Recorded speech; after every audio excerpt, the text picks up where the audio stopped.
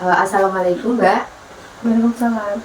Baik, sebelumnya perkenalkan saya Dela Istiqomah. Saya mahasiswi dari Universitas Muhammadiyah Kudus. Di sini saya akan melakukan pendidikan kesehatan tentang infeksi menular seksual. Nah, nanti tujuannya diharapkan nanti Mbaknya itu dapat mengetahui tentang infeksi menular seksual. Nanti waktunya sekitar 5-10 menit ya. Apakah Mbak bersedia? Bersedia. Baik, sebelumnya apakah Mbak tahu tentang apa itu infeksi menular seksual? Infeksi yang ditularkan melalui hubungan seksual. Baik, bagus. Saya ulangi lagi, saya jelaskan lagi. Jadi, infeksi menular seksual atau IMS itu adalah infeksi yang penularannya itu melalui hubungan seksual, terutama itu hubungan seksual yang tidak aman. Nah, dilakukan oleh 2 orang atau lebih ya, Mbak. Minimal dilakukan oleh 2 orang. Maksimalnya nggak tahu. Baik, selanjutnya ada cara penularan IMS. Yang pertama ada cairan darah, yang kedua melalui cairan vagina, yang ketiga melalui cairan sperma. Dan kalau pada anak itu bisa ditularkan melalui ASI atau proses menyusui antar ASI yang mengandung virus, dan atau juga melalui puting ibu yang mungkin saat menyusui itu mengalami lecet gitu, itu juga bisa menularkan. Nah, IMS sendiri itu umumnya itu ada 2 jenis. Yang paling umum itu ada yang disebabkan oleh bakteri dan yang disebabkan oleh virus. Nah, ini macam-macam penyakit IMS yang ditularkan oleh bakteri. Yang pertama itu ada gonore ya Mbak. Nah, gonore ini tadi sudah saya sebutkan itu tipe bakterial. Nah, cara penularannya itu melalui hubungan seks, pastinya melalui vaginal, anal, atau oral. Nah, gejala pada laki-laki itu timbul dalam waktu 1 minggu setelah terinfeksi. Kemudian rasa sakit saat kencing atau ereksi, keluar nanah pada saluran kencing, terutama di pagi hari. Kemudian pada perempuan itu sama, karena umumnya gonore itu pada alat kelaminnya itu mengeluarkan nanah, begitupun pada perempuan juga. Nah, gejala lainnya itu sulit dilihat kasat mata, karena kan organ reproduksi perempuan kan di dalam ya Mbak ya. Nah, jadi itu pencegahannya itu bisa terlambat karena kan tidak terlihat begitu. Terus ada nyeri di perut bawah, kadang keputihan tidak sedap, kemudian alat kelamin sakit, rasa sakit, panas saat kencing, pendarahan setelah berhubungan seksual. Nah, pengobatannya nanti bisa dengan antibiotik. Nah, yang kedua ada sifilis. Ini juga tipe bakterial. Cara penularannya itu seperti gonore tadi, melalui hubungan seks vaginal, anal atau oral. Kemudian gejalanya itu ada 5 tahap untuk sifilis itu. Tahap yang pertama ada sifilis primer, terjadi 9-90 hari setelah terinfeksi. Kemudian tahap 2 sifilis sekunder, terjadi beberapa bulan setelah tahap pertama, yaitu sifilis primer. Kemudian ada tahap 3 sifilis laten, tidak ada keluhan namun infeksi menyerang organ tubuh lain. Nah, yang selanjutnya ada tahap 4, yaitu sifilis tersier, timbul 5-50 tahun setelah sifilis sekunder. Tahap 5 sifilis kongenital. Nah, ibu hamil terkena sifilis dan melahirkan anak, menyebabkan kelainan bentuk muka, kelainan tulang, dan yang paling buruknya itu bisa menyebabkan kematian pada bayi ya. Baik, untuk pengobatannya bisa menggunakan penisilin. Nah, konsekuensinya itu memperbesar resiko tertularnya HIV. Nah, pencegahannya itu tidak melakukan hubungan seks tidak melakukan hubungan seks dahulu, hindari kontak luka dengan penderita sifilis. Nah, yang ketiga itu chlamydia, sama tipe bakterial. Itu cara penularannya melalui hubungan seks per vaginal dan anal. Gejalanya itu ada rasa nyeri saat kencing pada laki-laki dan perempuan, nyeri pada perut bawah, nyeri saat berhubungan seksual itu pada perempuan, nyeri atau pembekakan pada testis. Pengobatannya menggunakan antibiotik. Jika tidak diobati itu 30% perempuan itu akan mengalami PRP, kemudian kehamilan ektopik, bisa juga kemandulan.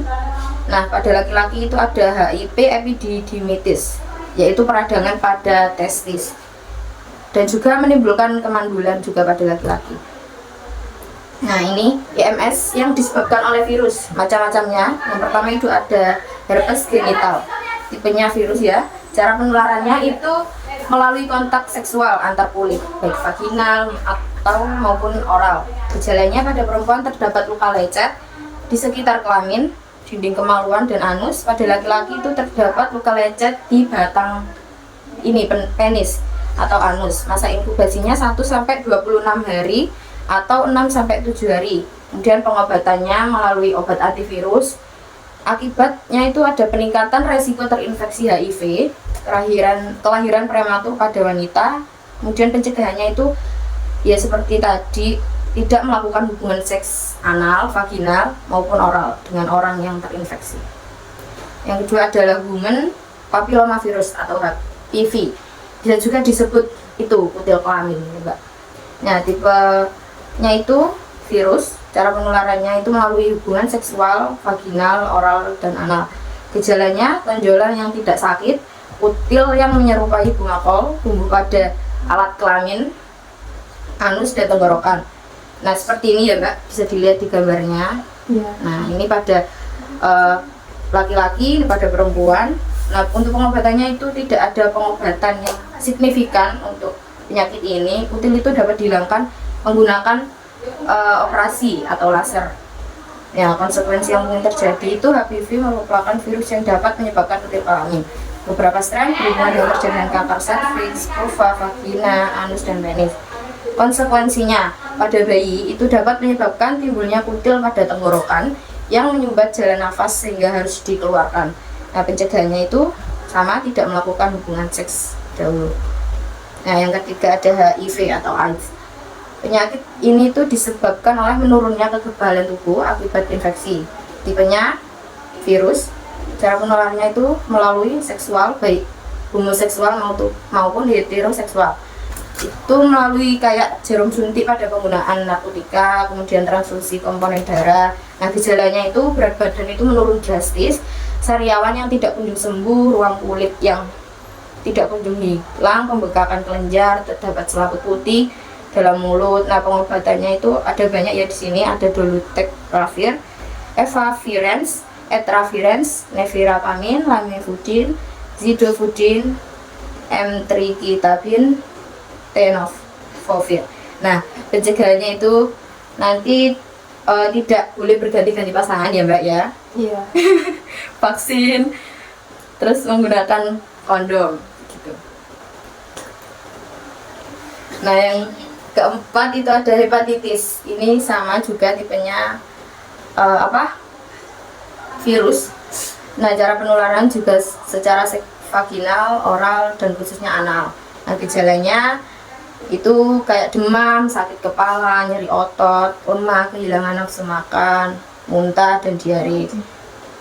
Nah, pengobatannya itu belum ada pengobatan yang pasti. Kebanyakan infeksi itu bersih dengan sendirinya dalam 4-8 minggu. Baik. Nah, untuk pencegahan infeksi menular seksual itu ada 3 A, B, C. Yang pertama itu ada abstinensia, yaitu tidak melakukan hubungan seksual sebelum menikah ya. Jadi Mbaknya jangan coba-coba ya Mbak. Kalau belum menikah lebih baik jangan dulu.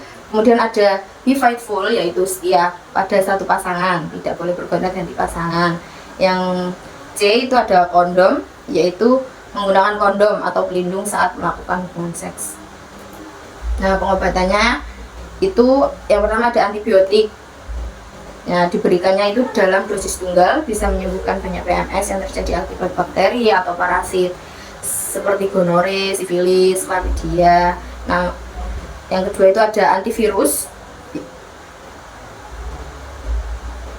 Nah, nanti itu dokter akan meresepkan obat yang dapat mencegah infeksi virus bertambah parah, yang disebut dengan antivirus itu tadi. Nah, apakah ada pertanyaan? Ya ada. Baik, akan saya ulang ya Mbak ya.